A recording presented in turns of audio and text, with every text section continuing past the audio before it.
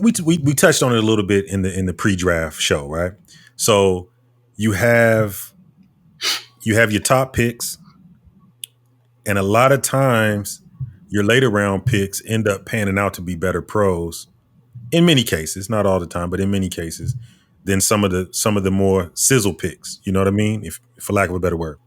So when I look at Trey Lance, I see somebody who, to look at him, I see a lot of upside, right? Just to look at him, the size, the strength of the arm. You see him on tape. Now I understand. He played for North Dakota State. He's playing a lesser competition than a lot of these other guys were playing. I get that. He only played 17 games, I believe, in college. 17 games. So I get that. But at some point, if you feel like you got the system that you can plug him into, and if you're a quarterback guru, so to speak, which Shanahan is supposed to be, I mean, I'm not mad at him. I'm not mad at him taking a chance on that. You got Garoppolo. So you got a situation. You went to the Super Bowl with him 3 years ago. So something like that.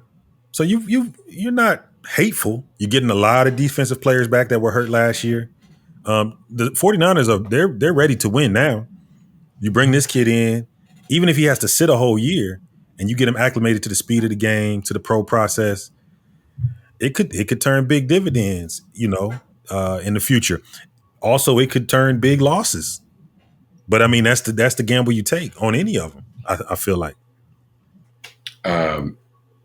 I heard a stat that really prompted me down this road. Mm-hmm. So the stat was he is currently the college football's leader for most completions without a pick.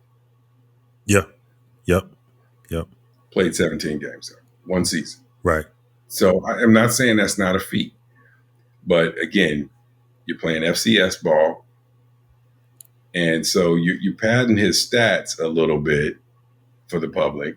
And in reality, we don't know what it looks like when he faces NFL speed across the board.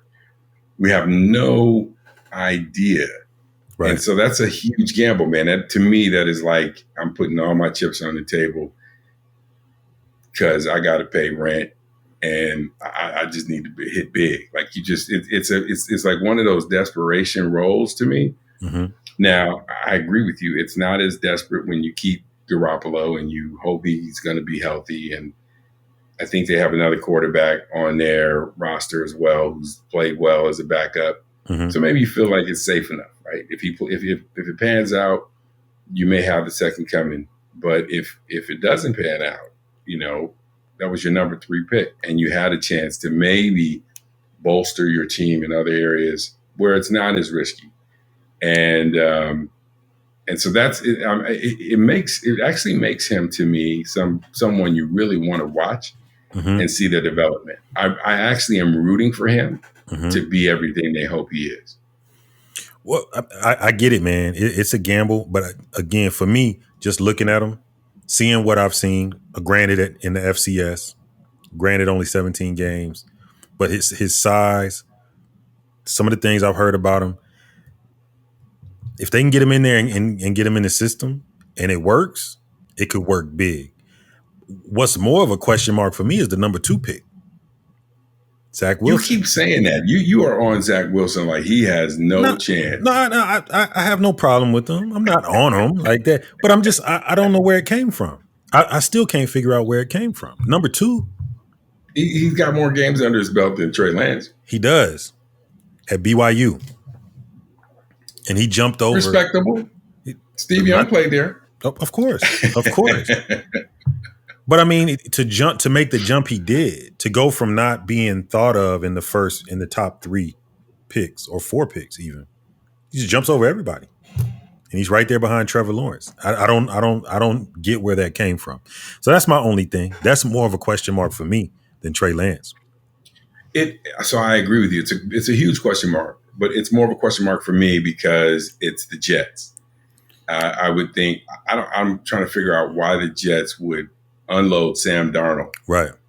and get in at such an unknown quantity to Right. me. Now, I mean, I didn't see maybe in their film study they saw every throw, plus they see his pro day, and they're like, this is a guy that in our system, he's going to flourish.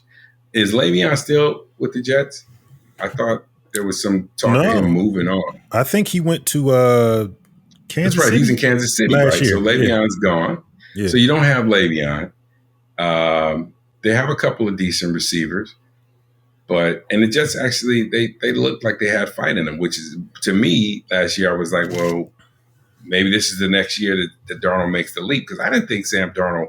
I never was a Sam Darnold fan. Like, I think he's Right. the next great quarterback, but I thought Sam Darnold played well enough Yeah. that he could actually lead a team, and so you're getting rid of a guy who knows NFL, who's got. I don't see where they got better with Zach Wilson. Maybe they saved themselves the headache of having to negotiate a big quarterback contract and dealing with that controversy next year. But if you're going to gamble with all the other options that were on the table, even if you just, I mean, is he better than Mac Jones? I don't know. Certainly question. the Patriots didn't think so.